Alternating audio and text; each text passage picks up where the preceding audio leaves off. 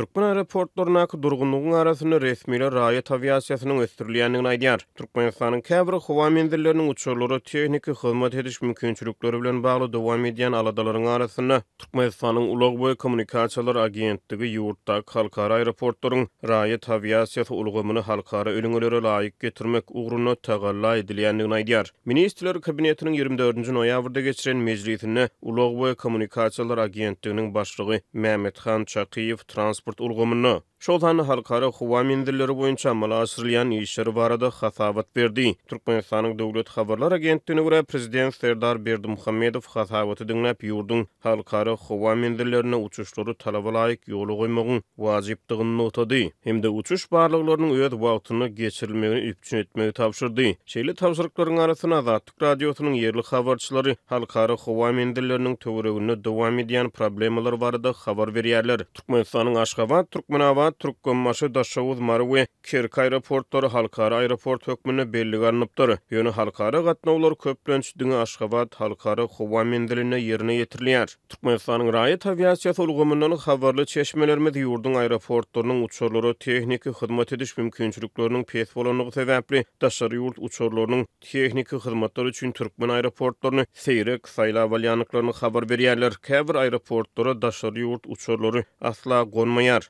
Türkmenistanyň aeroportlarynda uçurlaryň tehniki hyzmatlary pes derejede alınıp barylýar. Sonuň üçin daşary ýurtlaryň uçurlary Türkmen aeroportlarynyň hyzmatlaryndan peýdalanmagy kän bir isleg bildirmeýärler. Diýip Azatlyk radiosynyň aviasiýa ulgamyna çeşmeler aýdýar. Häzirki wagtda Balkan vilayatynyň Jebel şäherçesinde Islam Ösüş Banky tarapyndan maliýeleşdirilýän täze aeroportyň gurulşy dowam edýär. 2021-nji ýylyň Tomsony Lewap vilayatynyň Kerk şäherine Türkmenabad Kerk awtoulag ýolunyň hemde şäher demir ýol menziliniň golaýyna sagatda 100 ýolagçy geçirmäge niýetlenen täze bir halkara howa menzili ulanylmagy berildi. Ýöne Azatlyk radiosynyň çeşmeleri häzirki wagtda bu howa menzilinden diňe paýtagyt Aşgabat uçur gatnawlarynyň amala aşyrylýanyny aýdýarlar. Kerkiniň halkara howa menziline daşary ýurt uçurlary gonmaýar. Bu ýerden Aşgabada günasy bir gezek reis bar. Bu uçur gatnawynyň ýerdejisi hatda aeroportda sarp edilýän elektrik energiýasynyň, gazyň we suwuň çykdyjylaryny ýapmaga ýetmeýär. Kerkiniň aeroportunda başga uğurlar boýunça gatnaw ýok. 6 ay mundan ozal Daşawuzda gatnaw bardy. Ýöne bu uçur gatnawyny hem ýatyrdylar.